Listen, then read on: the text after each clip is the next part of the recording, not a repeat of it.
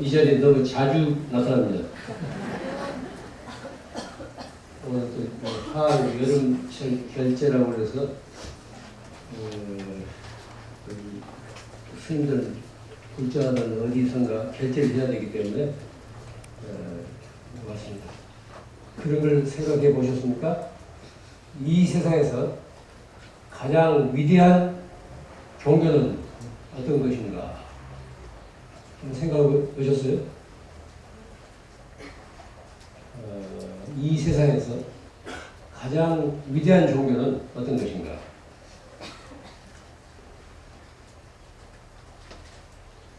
불교도, 기독교도, 혹은 유태교나 회교도 아닙니다.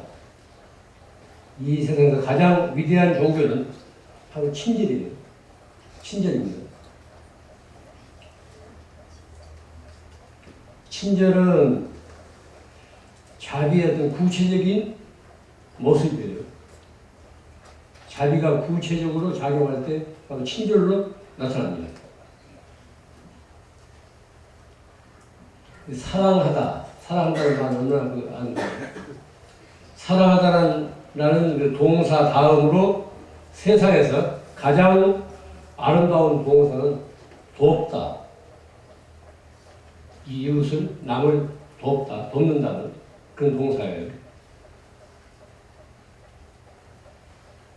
자기 자신에 대한 염려보다도 남을 염려하는 쪽으로 마음을 돌릴 때 인간은 비로소 한 걸음 성숙해집니다.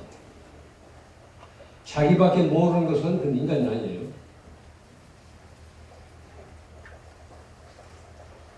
그런데 요즘 세태를 보면은 모두가 너무나 이기적이에요. 여러 가지 그런 우리 주변 환경이 그렇게 만들고 있지만은 어떻게 사람이 저럴 수 있을까 할 정도로 너무나 이기적이라고. 자기밖에 몰라요. 차 몰고 다니시는 분들 아실 거예요. 앞에서 이제 끼어들어있다고 깜빡이를 주면은 양보를 해줘야 돼요. 근데 끝까지 양보를 안 하는 그런 종자들이 들어있거든. 그런 별종들이 있어요. 입장을 바꿔놓고 생각해 보세요. 같이 흘러가야 되는데 그렇지 않는 경우가 많다고. 내 편견지를 모르는 택시 기사라든가 일부 여성 운전자들, 이분들이 그 양보를 안 한다고 보면. 그건 보편적인 예절이에요. 함께 사는 세상입니다. 조금만 내가 그러니까 마음이 열리면 그렇지 않는데, 마음이 굳게 닫혀 있기 때문에 조금 양보할 것도 양보를 안 한다고. 그렇다고 해서 그건 좋은 일 없거든? 개운치가 않다고, 양보를 안 하게 되면. 찜찜하다고. 왜냐면 저쪽에서 무언가 불만 그런 그 텔레파시를 보내올 거 아니에요? 그럼 그걸 내가 받아들여야 돼요. 또 승강기 같은 데서 같이 올라가면 될 거예요. 그냥 자기만 올라가니까 버튼 눌려버린 경우가 있다고. 바로 뒤에 사람이 따라오는데도 기다리지 않고. 특히 요즘 그 신세대들, 10대, 이 아이들은 거의 그래요. 내가 경험한 바에 의하면 전혀 남을 고려하지 않아요.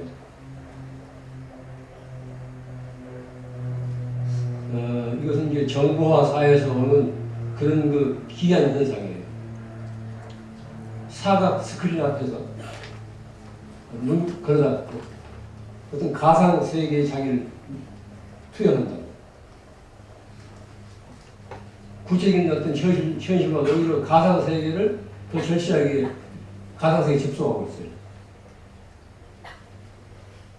그렇기 때문에 자기밖에 모른다고. 미소라든가 상냥한 말씨라든가 이게 우리한테는 부족해요. 이 외국에 나가보면 우리들 얼굴이 얼마나 굳어있는지, 얼마나 그 거칠고 불친절한지 스스로 알게 돼요. 스스로 반성하게 됩니다.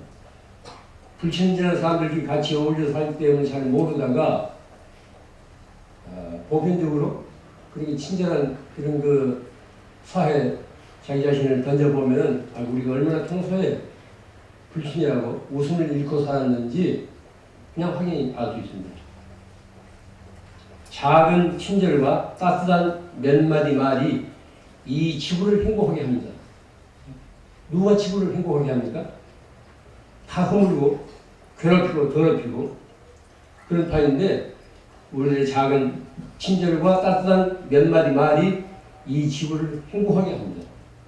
이 지구를 행복하게 한다는 것은 그 지구 안에 살고 있는 모든 존재들이 행복함을 누리는 겁니다.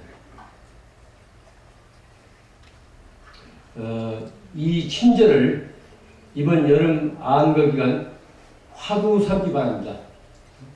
물론 각자 하는 화두도 있겠지만, 연불도 있겠지만, 독경도 있겠지만, 이 친절을 이번 여름 안거 기간 화두 삼아서 실천하십시오. 그리고 하루하루 그날 자신이 행한 친절을 스스로 점검해야 돼요. 그날 하루를 내가 제대로 온전하게 잘 살았는지, 잘못 살았는지, 이웃에 대한 친절로서 그걸 평가할 수가 있습니다. 저는 오늘 이 친절이라는 주제를 이야기하려고 하면서 제 자신을 크게 반성하게 됐습니다. 바로 그저께예요. 말고 사무실에서 이제 있었던 일인데, 이 1시간 가까이 제가 똑같은 글자를 어떤 사람 이름이에요. 이걸 500번이나 되풀이했었다고. 500번이나 되풀이해서 어떤 책에다가 이제 뭐 계속 쓴 거예요. 일을 마치고 나서 이제 그 곁에 같이 일했던 우리 문수행 실장이 스님 어깨 좀 주물러 드릴까요? 그러더라고요. 근데 내가 그 말이 떨리자마자 평생을 두고 주물러 준다면 하고 그럴 자신이 없으면 그만두라고. 말을 하고 하니까 내가 너무 퉁명스러웠다고. 뭐 그런 식으로 표현 안 하면 아이고 괜찮다고 이렇게 사용이 되는데 평생을 두고 주물러 주려면 하고 그럴 자신이 없으면 그만두라고. 이렇게 퉁명스럽게 제가 말을 했습니다. 그게 이제 얼마나 무한했겠어요. 모처럼 호의를 내가 그냥 퉁명스럽게 그렇게 거절했다고. 이게 제가 잘못된 제 가풍이에요. 언젠가 누가 스님 가풍은 어떤 것입니까? 하고 이제 뭐 물어요. 말이 나온 김에 이제 제 가풍에 대해서 몇 가지 얘기를 합니다. 지금은 돌아가시고 이제 안 계신 어떤 노스님이에요. 근데 그 방에 이제 뭐 또 자주 뭐 허물는 사이가 자주 가보는 어떤 보살이 와서 늘 노스님을 주무르더라고. 발도 주무르고 팔도 주무르고 뭐 어깨 할 것 없이 밤이 늦도록 그러더라고. 밤이 늦도록 3명이 가까워지도록. 그걸 볼 때 영 보기 안 좋아요. 보기 안 좋더라고요.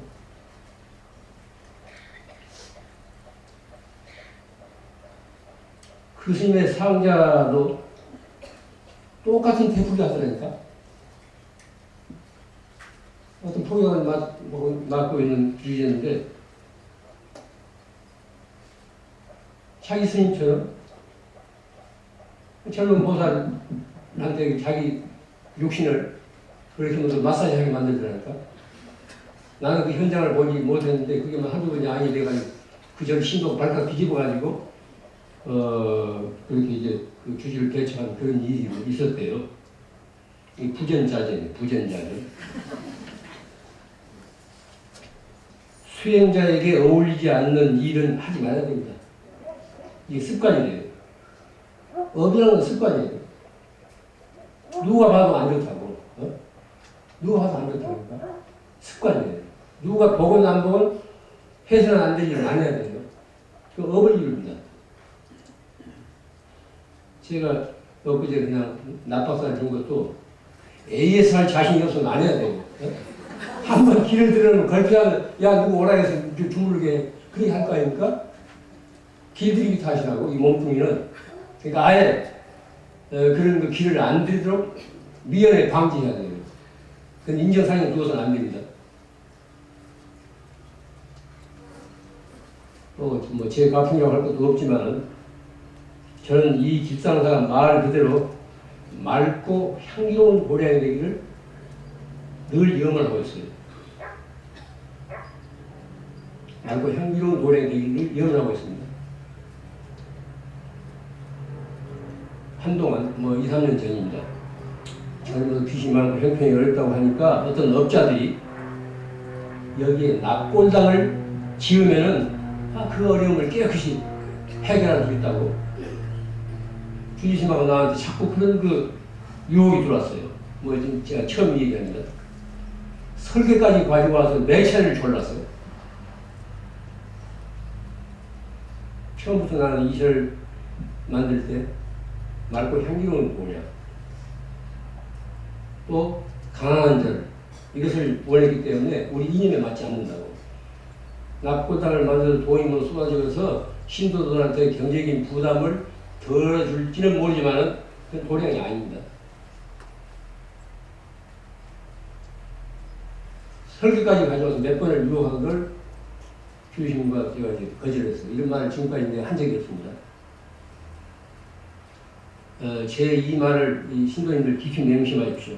스님들은 한때 머물다가 지나가지만은 신도들은 배를 이어서 이 도량을 지키고 보살핍니다. 앞으로 이제 어떤 또 일이 벌어질지 모르는데 신도님들이 그런 그 맑고 향기롭게 지키고 가꾸려는 그런 그 의지만 잃지 않는다면은 이 도량은 누가 와서 살든 그런 맑고 향기로운 도량이 될 겁니다. 돈이 많아서 흥청거리는 절 들어보셨지요? 그건 청정한 부처님 도량이 아닙니다. 돈이 많은 절에 가보면 스님들 눈빛이 다르다고. 스님들 눈빛이 다르다. 그건 절이 아니에요. 그건 장사꾼들, 장사파탕이지 절이 아닙니다. 그런 도량이 적지 않아요. 기상사까지 그럴 필요는 없어요. 불사하는데도 돈이 필요하다고 자꾸 이제 곁에서 그러는데 돈 걱정할 거 없어요. 절이라는 것은 원래 절로 되는 것이기 때문에 억지로 무리해서 그럴 필요 없어요. 가만 놔두면 저절로 부처님 알아서 할 테니까 우리는 기도 열심히 하고 정신 잘하면 됩니다. 돈 때문에 사무실에 있는 스님들이건 또 이제 신도님들은 너무 신경 쓰지 마세요. 지금까지 그렇게 해왔어요. 고구려 소수령 2년 때 불교가 처음 들어올 때 무슨 절 가지고 돈 가지고 들어온 게 아닙니다. 간절한 부처님 마음, 자비심을 가지고 이제 전도하기 위해서 들어왔어요. 그 한 생각으로서 지금까지 이렇게 이제 절이 생기고 도량이 생기고 그러지 않습니까? 그렇기 때문에 물질적인 것에 너무 천착하지 마십시오. 또 제 가풍의 또 하나는 가풍이 할 수 없죠. 제가 이제 주지스님한테도 그러고 대형스님한테 그럽니다. 절 일꾼이 됐건 스님이 됐건 대중을 받아들이는 것은 여기 사는 스님들이 알아서 하라는 거예요. 내가 간섭하지 않습니다. 내가 간섭 전혀 안 해요. 그러나 누가 됐건 자의에 의해서가 아니라 타의에 의해서 내보내야 할 경우에는 반드시 사전에 나와 먼저 의논하라고 합니다. 일단 이 도량에 들어와서는 우리 식구, 같은 식구예요. 같은 법의 형제입니다. 그런데 이제 좀 뭐에 안 맞다고 해서 사람을 자꾸 내보내고 또 좀 소임자가 바뀐다고 해서 내보내고 한다면 그건 불법이 아니에요. 받아들이는 것은 마음대로 내가 간섭을 안 해요. 그러나 일단 일꾼이 됐건 스님들이 됐건 타의에 의해서 내보내야 하는 경우는 반드시 사전에 나와 의논을 하라고 내가 분명히 그렇게 얘기합니다. 또 도량의 나무들도 그래요.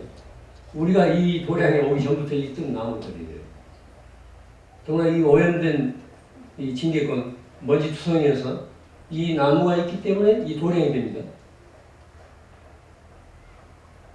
살아있는 나무들이에요. 또 우리가 와서 한 그루도 나무를 심지 않았지만 이미 있었던 나무에는 보호할지언정 그리고 다쳐서는 안 됩니다. 내 허락 없이는 나무 가지 하나도 베지 말라고 내가 늘 당부합니다. 꼭 필요해서 그 나무 가지가 이제 건물을 유지하는데 지장이 크게 있다거나 할 경우는 면밀히 검토해가지고 그것도 두고두고 봐서 꼭 필요할 경우 그것도 나무한테 사전에 양해를 구해가지고 가시식을 해야 되지 미리 우리 눈에 그것이 거실이라고 해서 너무 칙칙하다고 해서 습하다고 해서 그렇게 함부로 베지 말라는 거예요. 제가 그걸 늘 당부합니다. 왜냐하면 우리보다 먼저 들어와서 산 생명체들이기 때문에 그렇습니다. 이런 마음으로서 스님들이나 신도들이 보량을 가꿀 때 그 보량은 빛이 바랍니다. 여기 와서 이제 다 보고 그전에 음식점 하던 대형각시로 와서 보는 사람들이 좋아한단 말이에요. 그것은 여기 머무는 걸 정진하는 스님들이나 또 신도님들이 그만큼 안으로 청정하게 정진을 하고 있기 때문에 그런 빛이 저절로 도량에 발휘되어서 그런 겁니다. 이 세상에서 가장 위대한 종교는 친절이라는 것을 거듭 마음에 새겨두기 바랍니다. 작은 친절과 따뜻한 몇 마디 말이 이 지구를 행복하게 한다는 말도 명심하기 바랍니다. 우리들의 생애에서 기념할 만한 이번 안과 되도록 다 같이 부지런히 정진하십시오.